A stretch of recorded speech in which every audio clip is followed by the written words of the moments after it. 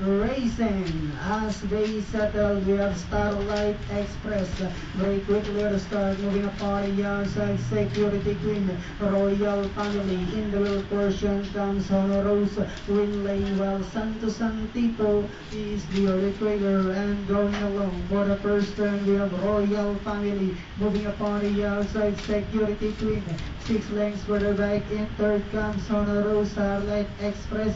Win lane is down on the inside while Santo Santito is in behind them. Past the half-mile distance, we have Security Queen by about 2. Royal Family in second. Moving up now to take third is Starlight Express. Honor Rose then followed by Win Lane while Santo Santito still in behind them. Another part turn, we have Security Queen by a length and a half.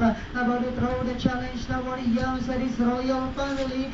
Starlight Express now closing in third. And they are now entering the home stretch. The lead now belongs to Royal Family. Security Queen. Then here comes Starlight Express now threatening danger on the outside with about 100 meters of the race. We have Starlight Express now moves up to take the lead. Dropping back in second is Royal Family, and finally it's Starlight Express.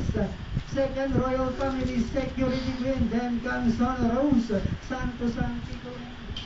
Yun. Exciting yung pagkapanalo. Although unofficially, exciting yung pagkapanalo nitong si Starlight.